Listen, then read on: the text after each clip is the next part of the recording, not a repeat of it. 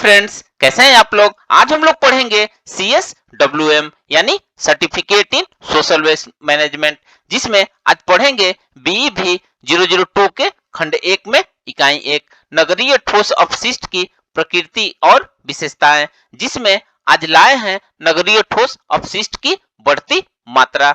तो video start करने से पहले जो भी फ्रेंड्स हमारे चैनल पे नए आए हैं, कृपया चैनल को सब्सक्राइब कर ले और बेल आइकन को प्रेस कर दे, ताकि जो भी लेटेस्ट वीडियो हमारे चैनल पे आए वो सबसे पहले आपको मिल सके। तो आइए ज्यादा टाइम को न किल करते हुए चलते हैं अपने टॉपिक पर, नगरीय ठोस अपशिष्ट की बढ़ती मात्रा। तो आइए वीडियो को स्टार्ट करते हैं। नगरीय ठोस अपशिष्ट की बढ़ती मात्रा बढ़ते शहरीकरण और उपभोक्तावाद के चलते नगरीय ठोस अपशिष्ट की मात्रा में निरंतर वृद्धि होती जा रही है, जो कि नगर नियोजनकर्ताओं तथा नगरीय ठोस अपशिष्ट के निपटान से जुड़े लोगों के अलावा जन सामान्य के लिए चिंता का कारण बनती जा रही है। आइए नगरीय ठोस अपशिष्ट की बढ़ती मात्रा के कारणों, इससे जुड़ी चिंताओं और समाधान के बारे में जानते हैं, जिसमें सबसे पहले देखेंगे नगरीय ठोस अपशिष्ट की बढ़ने के कारण। नगरीय ठोस अपशिष्ट के बढ़ने के कई कारण है। पहला कारण ठोस अपशिष्ट की निरंतर बढ़ती मात्रा है। बढ़ते शहरीकरण के कारण विभिन्न प्रकार के पैकेजिंग डिब्बों, बढ़ते एसो आराम के संसाधन, प्लास्टिक पॉलिथीन का बढ़ता प्रचलन, तमाम तरह के इलेक्ट्रॉनिक्स उपकरणों की भरमार और इनके जल्दी जल्दी खराब होने तथा तकनीकी के तेजी से बदलने के कारण इनका बेकार हो जाना आदि कुछ कारण है, जिनकी वजह से नगरीय ठोस अपशिष्ट की मात्रा बढ़ती जा रही है। इसके अलावा मध्यम वर्ग की बढ़ती खरीद क्षमता के कारण भी ठोस नगरीय अपशिष्ट में बढ़ोतरी होती है। अब जब इतना अपशिष्ट बढ़ेगा तो वह न केवल स्वास्थ्य व पर्यावरण के लिए समस्या बनता है, बल्कि इसका उचित निपटान एक चिंता पैदा करता है। आइए इससे जुड़ी विभिन्न चिंताओं और उनके समाधान के बारे में जानने की कोशिश करते हैं, जिसमें सबसे पहले देखेंगे बढ़ते नगरीय ठोस अपशिष्ट से जुड़ी चिंताएं। आइए अब यह जानने की कोशिश करते हैं कि घरेलू व नगरीय कचरा इतनी चिंता का विषय क्यों बनता जा रहा है। जैसा कि आपने शुरू में देखा है कि सबसे बड़ी समस्या घरेलू कचरे के उचित निपटान एवं प्रबंधन की है। दूसरी बड़ी समस्या यह है कि हम सभी प्रकार के घरेलू कचरों को एक साथ मिलाकर ही फेंक देते हैं, जो कि कचरे के उचित प्रबंधन में बहुत बड़ी बाधा पैदा कर देता है। एक अनुमान के अनुसार शहरों में प्रति व्यक्ति लगभग आधा किलो तथा गांवों में लगभग 1/4 किलोग्राम कचरा प्रतिदिन निकलता है। यदि इसको ठीक से ठिकाने न लगाया जाए तो कल्पना कीजिए कि हमारे पर्यावरण की हालत क्या होगी। वैसे तो हर प्रकार का कचरा हमारे स्वास्थ्य और पर्यावरण के लिए हानिकारक होता है, परंतु ऊपर बताए गए दूसरे वर्ग में आने वाला घरेलू कचरा अधिक खतरनाक होता है, क्योंकि यह न सड़ता है और न गलता है। सालों साल तक जमीन के अंदर या ऊपर जैसा का तैसा पड़ा रहता है। इससे एक तो मिट्टी की उपजाऊ शक्ति प्रभावित होती है और अनावश्यक स्थान घेरे रहता है। आजकल इसी प्रकार का घरेलू कचरा सबसे अधिक चिंता का विषय बना हुआ है, जिसमें प्लास्टिक की थैलियों और प्लास्टिक से बना अन्य सामान बहुत ही खतरनाक है। यदि इन्हें जलाकर नष्ट करने की कोशिश भी की जाए तो वह और भी अधिक हानिकारक होता है।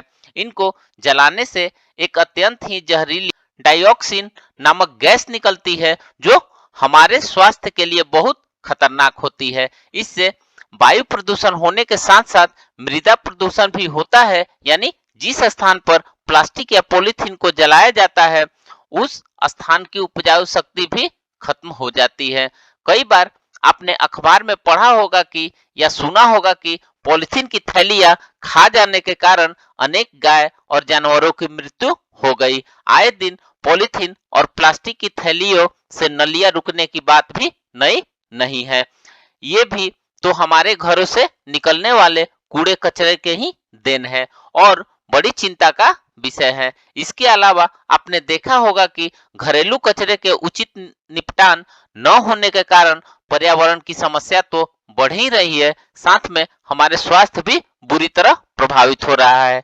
इसके लिए जिम्मेदार हम और आप सभी हैं। हमारी सबसे बड़ी कमी तो यह है कि हम सभी प्रकार के कूड़े कचरे को एक साथ और एक ही जगह पर डाले जाते हैं। होता यह है कि जैविक वस्तुएं सड़ जाती है, जिसके कारण बदबू आने लगती है, वायु प्रदूषण फैलने लगता है तथा कई प्रकार के हानिकारक जीव जंतु पैदा होने लगते हैं, जो हमारे स्वास्थ्य के लिए खतरनाक होते हैं। यही नहीं, ये पीने के पानी को भी प्रदूषित कर देते हैं, जिससे पीलिया और टाइफाइड जैसी भयंकर बीमारियां पैदा हो जाती है। बहुत लोग मल को भी घर से बाहर नलियों में बहा देते हैं, जो कि सीधे नदी, नाले या तालाबों में पहुंच जाता है और वहां के जलीय जीवन को अस्त व्यस्त कर देता है। इसके अलावा आपने देखा होगा कि हम घरों में अनाज को सुरक्षित रखने के लिए चूहों, कॉकरोच एवं मच्छर, मक्खी आदि को नष्ट करने के लिए कई प्रकार के रासायनिक पदार्थों का इस्तेमाल करते हैं, जो न कि केवल विषैले होते हैं बल्कि घरेलू कचरे के साथ मिलकर हमारे जल एवं मिट्टी को भी दूषित कर देते हैं, जिसके फलस्वरूप जलीय पौधे तथा जीवों की अकाल मृत्यु हो जाती है। और यदि ऐसे पानी को पीने के काम में लाया जाए तो रासायनिक जहर हमारे शरीर में भी पहुंच जाता है और कई प्रकार की नई बीमारियां पैदा हो जाती है।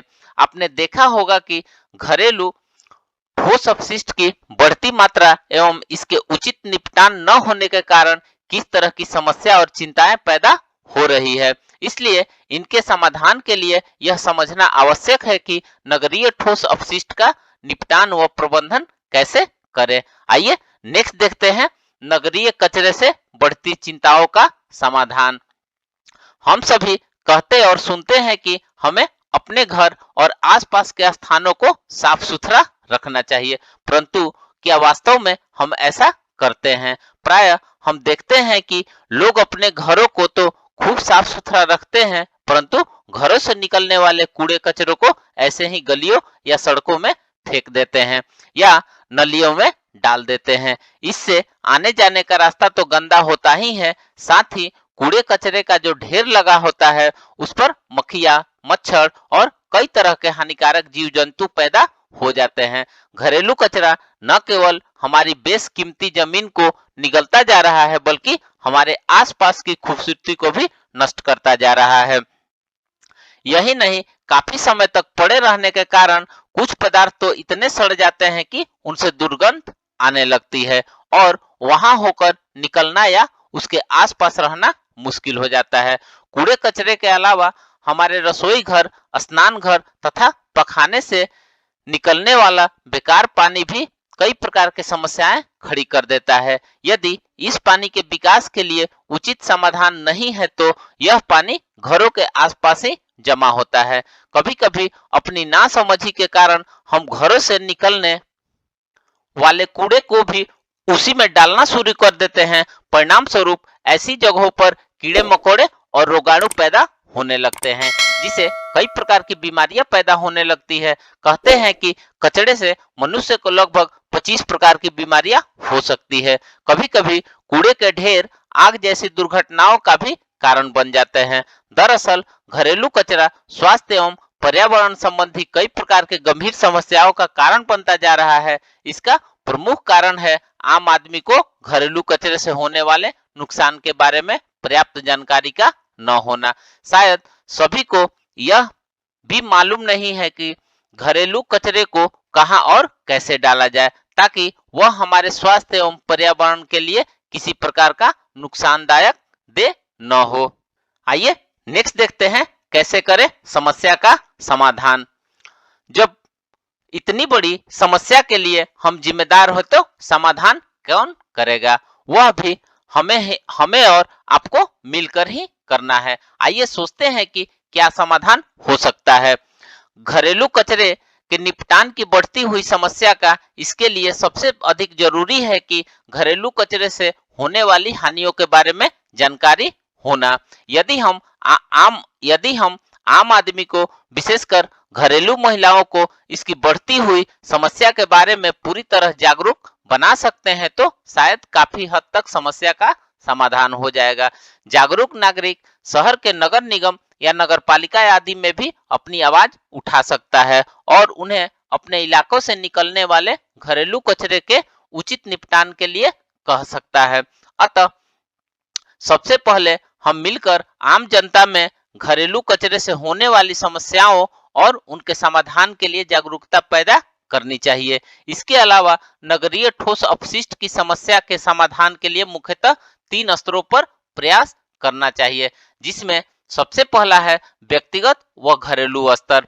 सबसे पहले तो हम अपने घरों में एक ऐसा सिस्टम बनाएं जिससे कि जैविक यानी सड़ने गलने वाले पदार्थों को एक जगह एकत्रित किया जा सके तथा अन्य पदार्थों जैसे पॉलीथीन या कांच आदि को दूसरी जगह इकट्ठा किया जा सके। इसके लिए आप 2 कूड़ादान या डिब्बों का उपयोग कर सकते हैं। कई बार ऐसा होता है कि कुछ चावल, दाल, सब्जियां या रोटी आदि बच जाती है। जहां तक संभव हो इसे किसी जानवर या पशु को खिला दीजिए। ध्यान रहे कि इसे किसी प्लास्टिक या पॉलीथीन की थैली में भर कर न फेंके, अन्यथा खाने की चीजें के साथ साथ पशु पॉलीथीन को भी खा जाएंगे। सेकंड है, कोशिश कीजिए कि सामान लाने और ले जाने के लिए पॉलीथीन की थैलियों का इस्तेमाल बिल्कुल न करें। ऐसा करने से अनेक समस्याएं अपने आप ही खत्म हो जाएंगी। पॉलीथीन की जगह कपड़े या जूट से बने थैले का इस्तेमाल कीजिए। फटे पुराने पैंट जैसे मजबूत कपड़े से भी थैला बना सकते हैं। यदि पॉलीथीन की थैलियों में थोड़ा बहुत सामान ले भी आते हैं तो उन्हें साफ करके इकट्ठा करते रहिए और उनकी चटाई या अन्य उपयोगी सामान बना सकते हैं। प्लास्टिक, कांच, लोहे और अन्य धातुओं के टूटे फूटे सामान को कूड़ेदान में मत डालिए। इसे आप इकट्ठा करते रहिए और किसी कबाड़ी को बेच दीजिए। जहां तक संभव हो घर में हानिकारक रसायन का इस्तेमाल न करें, क्योंकि इनसे जल एवं मिट्टी दोनों ही प्रदूषित हो जाते हैं।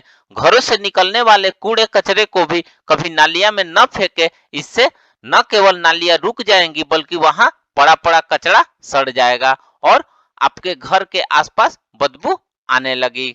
आइए सेकंड देखते हैं, सोसाइटी के स्तर पर मिलजुल कर किए जाने वाले प्रयास। दूसरे स्तर पर सोसाइटी के लोग मिलकर नगरीय ठोस अपशिष्ट के निपटान व प्रबंधन के प्रयास करते हैं। इसके लिए निम्नलिखित कदम उठाए जा सकते हैं। घरों से निकलने वाले कचरों को उठाने के लिए आसपास के अन्य लोगों के साथ मिलकर एक आदमी रख सकते हैं जो कि कूड़े को ले जाकर किसी निर्धारित जगह पर डाले। उसे यह हिदायत जरूर दे कि जैविक कचरे को अन्य कचरे के साथ मिलाकर न डाले।